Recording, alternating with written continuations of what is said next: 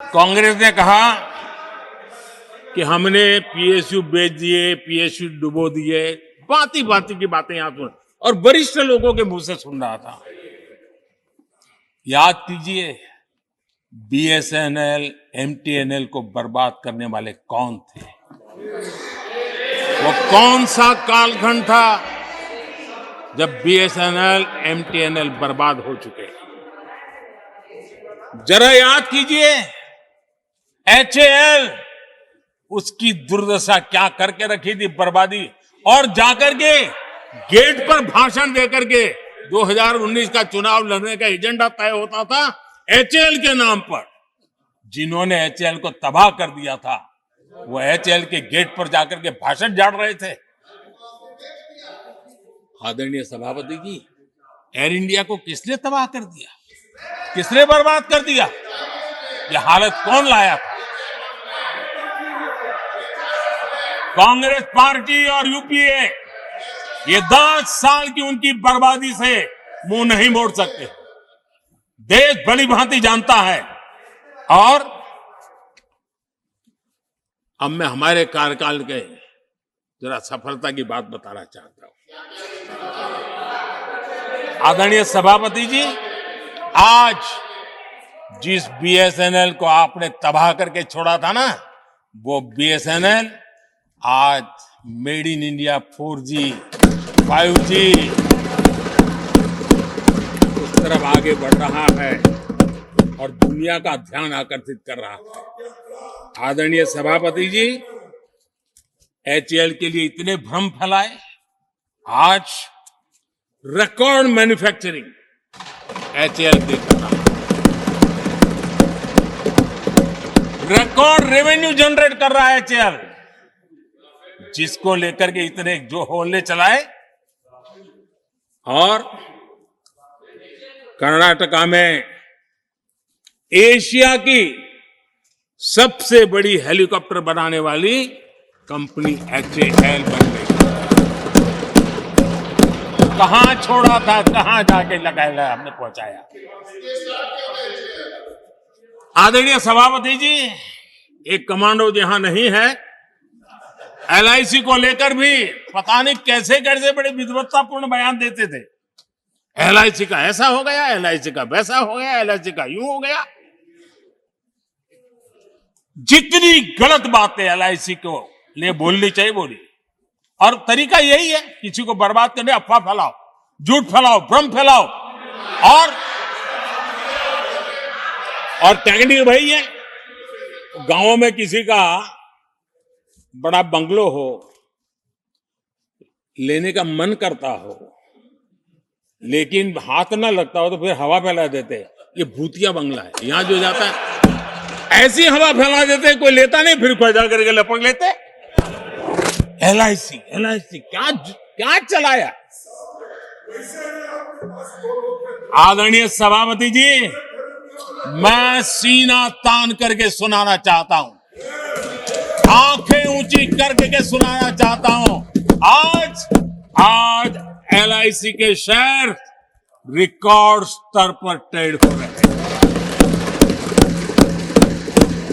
क्यों? आदरणीय सभापति जी, अब प्रचार किया जा रहा है पीएसयू बंद हो गए, पीएसयू बंद हो गए। अब उनको तो याद भी नहीं होगा क्या है, बस किसी ने पकड़ा दिया, बोलो बोलो। 2014 में देश में 234 पीएसयू थे, 234 2000 उनके यूपीए के 10 साल के कालखंड में। अब 14 में जब उन्होंने छोड़ा 234, 234, आज 254 है। 234 थे, आज 254 है। अब भाई कोई कौन सा अरिथमेटिक वो जानते हैं, बेच दिए, अब बेचने के बाद 250 हो गया। क्या क्या कर रहे हो आप लोग? आदरणीय सभापति जी, आज अधिकतर पीएसयू रिकॉर्ड रिटर्न दे रहे हैं और इन्वेस्टर्स का भरोसा पीएसयूज की तरफ बढ़ रहा है। जो छोटा सा भी शेयर बाजार जानते हैं, इनको समझ आता है। नहीं समझता है तो किसी को पूछो। आप सभापति जी देखिए, बीएसई पीएसयू इंडेक्स में बीते एक वर्ष के दौरान लगभग 2 गुनी उछाल हुई है। आदरणीय सभापति जी, 10 साल पहले यानी 2014, 4 से 14 के बीच की बात करता हूं,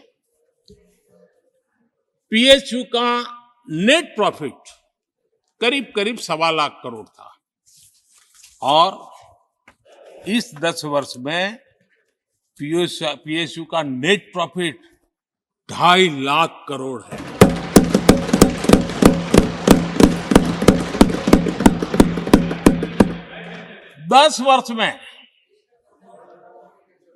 हमारे 10 वर्ष में पीएसयू की नेट वर्थ 9.5 लाख करोड़ से बढ़कर के 17 लाख करोड़ हो गई है।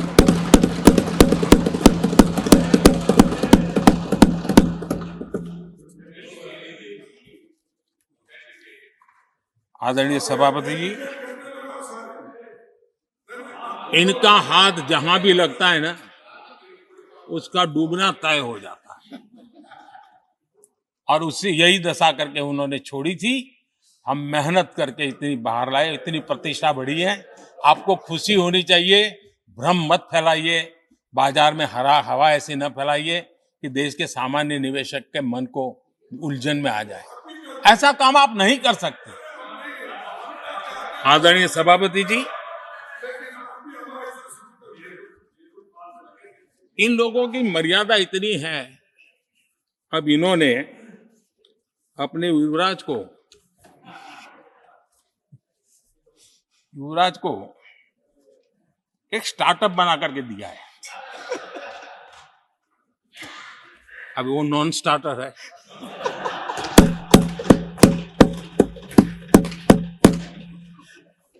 न तो वो लिफ्ट हो रहा है, न वो लॉन्च हो रहा है।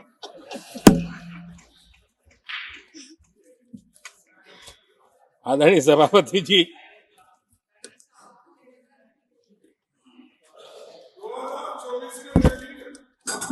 आप पिछली बार भी इतनी शांति से रहे हो तो कितना मजा था।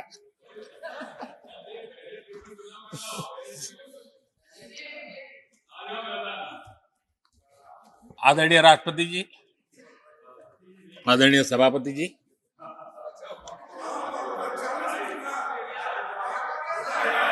बधाई हो, बधाई हो, बधाई हो, सबको बधाई हो। आदरणीय सभापति जी,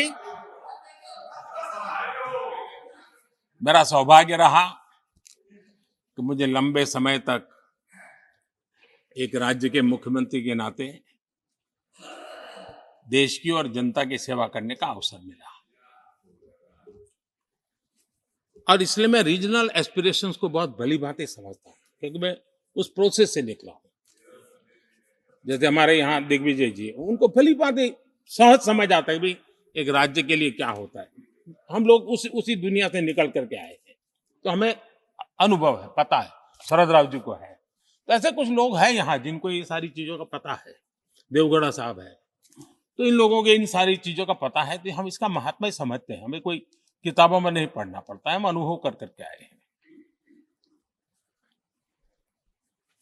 और ये भी सच्चाई है साहब, 10 साल यूपीए की पूरी शक्ति गुजरात को क्या कुछ न करने में लगी हुई थी, आप कल्पना नहीं कर सकते। लेकिन मैं आंसू नहीं बहाता, मैं रोने की मेरी आदत नहीं थी। लेकिन तब भी उतने संकटों के बावजूद भी, उतने जुल्म के बाद भी, हर प्रकार की मुसीबतों को झेलते हुए भी, मेरी तो मुसीबत ऐसी थी कि यहाँ किसी मिनिस्टर से मुझे अपॉइंटमेंट नहीं मिलती थी। वो कहते थे, भाई आप जानते हो मेरी तो दोस्ती है, मैं फोन पे बात कर लूंगा, लेकिन कहीं फोटो वोटो निकल गए, ये डर रहता था। यहाँ मंत्रियों का डर ऐसा था। अब खैर उनकी मुसीबतें मैं समझ सकता हूं। मेरे यहां एक बार बहुत प्राकृतिक आपदा आई। मैंने उस समय प्रधानमंत्री जी को बड़ा रिक्वेस्ट किया कि आप आइए, एक बार जरा देख लीजिए। उनका कार्यक्रम बना, फिर साहब एक एडवाइजरी कमेटी बनी थी, शायद वहां से हुक्म आया तो कोई हेलीकॉप्टर से हवाई निरीक्षण करे वो तो मैं समझ सकता हूं। साहब वो कार्यक्रम बदल करके साउथ में किस राज्य में गए तो मुझे याद नहीं रहा आज, और बोले हम हवाई जहाज से ही ऊपर से देख लेंगे, हम गुजरात में नहीं आएंगे।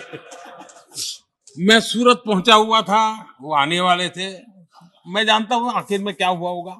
तो आप कल्पना कर सकते हैं साहब, प्राकृतिक आपदा में भी मैंने ऐसी मुसीबतों को झेला है, लेकिन उसके बावजूद भी उस समय भी मेरा मंत्र था, आज भी मेरा मंत्र है कि देश के विकास के लिए राज्य का विकास, भारत के विकास के लिए गुजरात का विकास, और हम सबको इसी रास्ते पर चलना चाहिए। हम राज्यों का विकास से ही राष्ट्र का विकास कर पाएंगे। इस पे कोई विवाद नहीं हो सकता है, कोई विवाद नहीं हो सकता है। और मैं आपको विश्वास देता हूं सभापति जी, राज्य अगर एक कदम चलता है तो 2 कदम चलने की ताकत देने के लिए मैं तैयार हूं।